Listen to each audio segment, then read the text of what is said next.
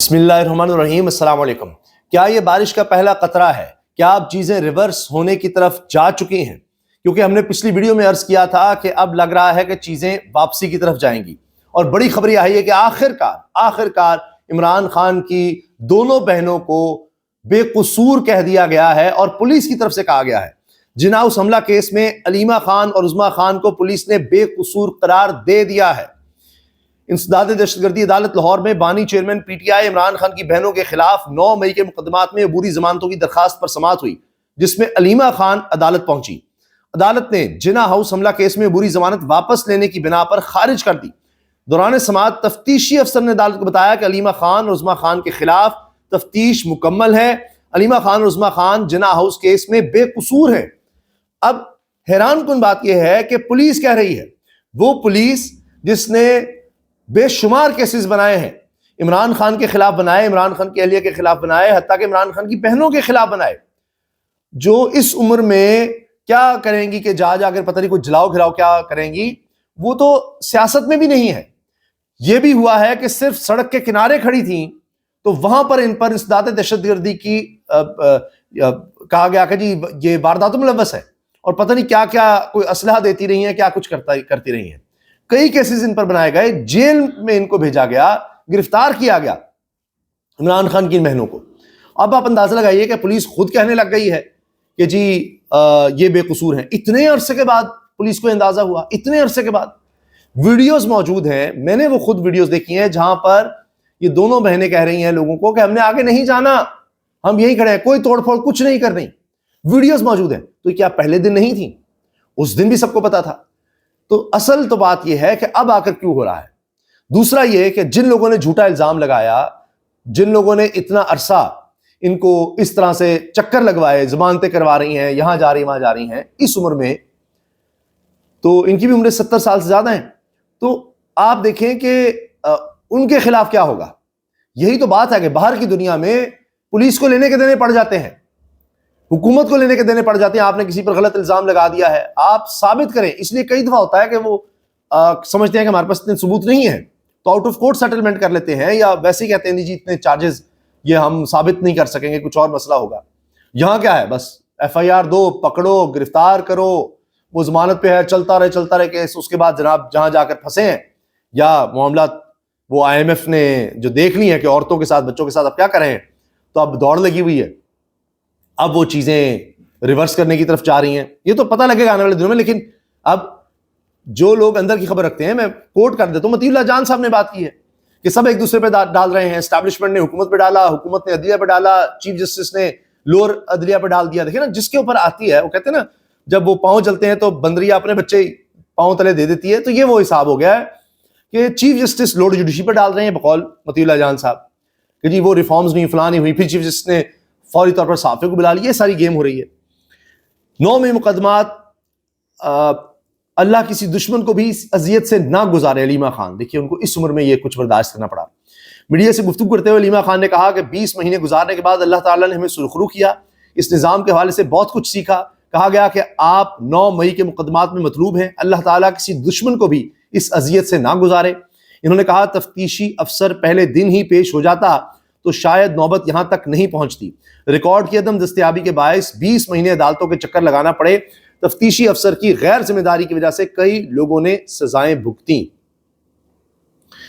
اچھا، یہ جناب ان کی سٹیٹمنٹ اس کے بعد آئی ہے۔ تو بہرحال اب چیزیں تو آگے بڑھ رہی ہیں اور نظر آ رہا ہے، اور آنے والے دنوں میں اور واضح ہو جائیں گی۔ علی بن گنڈا پور کے ساتھ عمر ایوب ڈٹ کر کھڑے ہو گئے ہیں، اور انہوں نے کہا ہے کہ جی کہیں نہیں جا رہے علی بن گنڈا پور، کے پی میں تبدیلی نہیں آ رہی۔ علی بن بہادر آدمی ہے، وہ لیڈ کر رہا ہے اور بہادری سے لیڈ کر رہا ہے۔ البتہ چیف الیکشن کمشنر پر بجلیاں گرائی ہیں، آزاد الیکشن کمیشن بنایا جائے۔ سکندر سلطان راجہ ٹاؤٹ بنا ہوا ہے، اسپیکر الیکشن کمیشن ارکان کے تقرر کے لیے پارلیمانی کمیٹی تشکیل دیں۔ یہ اپوزیشن لیڈر عمر ایوب خان نے یہ مطالبہ کر دیا ہے۔ یہ بڑی دلچسپ خبر ہے۔ اب تو امریکہ میں قرارداد بھی آ رہی ہے، اور اس کے بعد چیزیں بھی بدل رہی ہیں۔ تحریک انصاف کے لابسٹ نے امریکہ میں اتنا زبردست کام کیا ہے کہ حکومت پاکستان بہت پیچھے رہ گئی ہے۔ بہت جلد پاکستان سے متعلق امریکہ سے بڑی خبر آنے والی ہے۔ زاہد گشکوری انویسٹیگیشن سیل ہم نیوز کے ہیڈ ہیں، سینئر صحافی ہیں، انہوں نے یہ خبر دی ہے، اور ان کے ساتھ ساتھ عیسیٰ نقوی نیوز ون پہ پروگرام اینکر ہیں، اور خود زاہد گشکوری نے کہا کہ جی آپ فارن افیئرس کو تو مجھ سے بہتر سمجھتے ہیں، تو عیسیٰ نقوی نے بھی کہا کہ ایک اور قرارداد امریکہ میں آ رہی ہے، اور اس سے پہلے صدر ٹرمپ کو خط بھی پہنچ چکا ہے جو ولسن کا، جن سے وزیر داخلہ محسن نقوی مل کر آئے تھے۔ جو ولسن نے پہلے پاکستان میں آرمی چیف، صدر، وزیر اعظم کو خط لکھا، اب انہوں نے اپنے صدر ٹرمپ کو اور مارکو روبیو وزیر خارجہ کو خط لکھ دیا ہے، عمران خان کو رہا کیا جائے، رہا کروایا جائے، تو لہٰذا بڑی پیش رفت ہونے والی ہے۔ اور شروع میں جس طرح غزہ کی صورتحال، دیگر چیزیں، سعودی عرب، باقی معاملات، تو اب اگلے چند دنوں میں، چند ہفتوں کی بات ہو رہی ہے کہ اس میں بہت جلد امریکہ سے بڑی خبر آ رہی ہے، اور حکومت نے بہت کوشش کی، بلاول بھی یہاں سے گئے اور ناشتے میں شرکت بھی انہوں نے کی، لیکن کوئی بات بن نہیں سکی لگتا ہے، اور اس لیے اب یہ کہا جا رہا ہے جی جو لابنگ یا جو اوورسیز پاکستانیز نے کام دکھایا ہے وہاں پر امریکہ میں، اس نے یہاں پر سب کو ہلا کر رکھ دیا ہے۔ رہائیاں ہوتی چلی جا رہی ہیں۔ کور کمانڈر ہاؤس حملہ کیس، پختونخوا کے وزیر مینا خان، ایم پی فضل الہی سمیت 5 ملزمان بری ہو گئے ہیں۔ 5 ملزمان یہ حال ہی میں ان کو بری کیا گیا ہے، اور پشاور میں جوڈیشل مجسٹریٹ کی عدالت نے کور کمانڈر ہاؤس حملہ کیس میں صوبائی وزیر مینا خان، افریدی رکن صوبائی اسمبلی فضل الہی اور پاکستان تحریک انصاف کے ضلعی صدر عرفان سلیم سمیت 5 ملزمان کو بری کر دیا، اور مجسٹریٹ نے کیس میں 5 ملزمان کو بری کرنے کا حکم جاری کر دیا۔ اب تو جناب جیو بھی موجودہ حکومت کے خلاف خبریں دے رہا ہے۔ انصار عباسی صاحب نے بھی اڑا کر رکھ دیا ہے، اور انہوں نے کہا ہے کہ حد سے زیادہ غیر ملکی شپنگ پر انحصار، پاکستان کو اربوں ڈالرز کا نقصان ہو رہا ہے۔ صرف یہ نہیں، وہ بتا رہے ہیں کہ جو اس وقت ہمارے پاس صلاحیت ہے کنٹینر جہاز کی تعمیر کے لیے، ایک زبردست اقدام شروع کیا گیا تھا، اور اس منصوبے پر 24 ارب روپے خرچ ہونا تھے۔ اس طرح کی ساخت کے غیر ملکی جہاز کی لاگت 32 ارب روپے کے مقابلے میں مقامی پروجیکٹ بے حد سستا تھا، تاہم اس پروجیکٹ کو 1 سال قبل اچانک روک دیا گیا۔ اس تاخیر کی وجہ سے نہ صرف پاکستان کا مقامی سطح پر استعداد بڑھانے اور روزگار کے مواقع پیدا کرنے کا موقع ضائع ہوا، بلکہ اس کا نتیجہ آمدنی میں نمایاں حد تک نقصان اور پروجیکٹ کی لاگت میں اضافے کی صورت میں سامنے آیا۔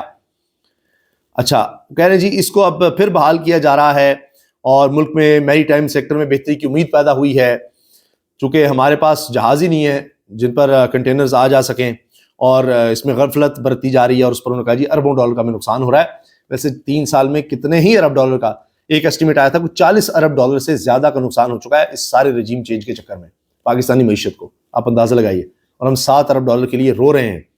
آئی ایم ایف جو ہے بتا رہا ہے کہ تمہاری جوڈیشری بھی صحیح کام نہیں کر رہی، تمہارا فلاں ڈپارٹمنٹ بھی صحیح کام نہیں کر رہا، اور یہاں پر شوق نہیں پورے ہو رہے۔ رانا ثناء اللہ کہتے ہیں سپریم کورٹ کے 2 سینئر ججز کا بعض معاملات میں طرز عمل ایسا ہے کہ ریفرنس بنایا جا سکتا ہے، یعنی وہ ہر چیز پر خط لکھ رہے ہیں، اور خط جو ہے پہلے میڈیا میں مل جاتا ہے، اس کے بعد چیف جسٹس کو پہنچتا ہے، تو ذرا پوچھے نا یہ کام شروع کس نے کیا تھا؟ قاضی فائز عیسیٰ جو کام چھوڑ کر بیٹھ جاتے تھے، میں نے کیسز بھی نہیں سنے، خط پہ خط لکھنا ہے، ان ججز کا بھی پوچھ لیں جو اس وقت آئینی بینچ کے سربراہ بنے امین الدین صاحب، جنہوں نے 8 ججز کے مقابلے پہ ان کے فیصلے تفصیلی فیصلہ آنے سے پہلے لکھ دیا کہ ان کا فیصلہ جو آ رہا ہے وہ ماننے کے پابند نہیں ہے آپ حکومت ایگزیکٹو۔ دنیا کی تاریخ میں نہیں ہوا کہ جج ہی اپنے ججز کے بارے میں کہے، اور سپریم کورٹ کا فیصلہ جو ہوتا ہے، کوئی بھی عدالت ہو اس کا میجورٹی فیصلہ ہی فیصلہ ہوتا ہے، تو ان کے بارے میں کہے 2 جج بیٹھ کے کہ جی یہ فیصلہ نہ مانے، آپ پابند نہیں ہے اس فیصلے کو ماننے کے سپریم کورٹ کو، اور اس کے بعد یہ ہو رہا ہے جی الیکشن کمیشن واقعی مخصوص نشستوں کا فیصلہ ہی نہیں مان رہا۔ علی مین کی عمران خان سے ملاقات نہ کروانے پر توہین عدالت کیس ہدایت کے ساتھ نمٹا دیا گیا، اور ظاہر ہے یہ تو مرضی ہوتی ہے کس کی ملاقات کروانی کس کی نہیں کروانی، اور اس میں جناب اسلام آباد ہائی کورٹ نے سپرنٹنڈنٹ اڈیالہ جیل کے بیان پر عدالت نے درخواست ہدایت کے ساتھ نمٹا دی ہے، اور جسٹس ارباب محمد طاہر نے سماعت کی۔ سپرنٹنڈنٹ اڈیالہ جیل غفور انجم اور دیگر عدالت میں پیش ہوئے۔ سپرنٹنڈنٹ اڈیالہ جیل کے بیان پر عدالت نے درخواست ہدایت کے ساتھ نمٹا دی، اور بیان دیا کہ معمول کے مطابق ملاقاتیں کروائی جا رہی ہیں۔ فیملی کے بعد علی مین گڈا پور کی ہی ملاقات کروائی گئی، اور 3 ملاقاتیں ہوئیں۔ فوکل پرسن کے ذریعے بانی پی ٹی آئی سے ملاقاتیں کروائی جاتی ہیں، فوکل پرسن جس کا نام دے ملاقات کروائی جاتی ہے۔ تو ہدایت جیل حکام کو عدالت نے کی فوکل پرسن کے ذریعے علی مین گڈا پور کا نام بھجوایا جائے، اور اگر بانی پی ٹی آئی ملاقات کرنا چاہیں تو ملاقات بھی کروائی جائے۔ گنڈا پور نے 24 جنوری کو ملاقات نہ کروانے پر عدالت سے رجوع کیا تھا، عدالت نے علی مین گنڈا پور کی درخواست ہدایت کے ساتھ نمٹا دی ہے۔ باقی تو گنڈا پور کہتے ہیں 99% کام ہو چکا تھا، تو اب دیکھتے ہیں باقی 1% پر یہ ملاقاتوں کے بعد کچھ کر پاتے ہیں نہیں۔ اللہ حافظ۔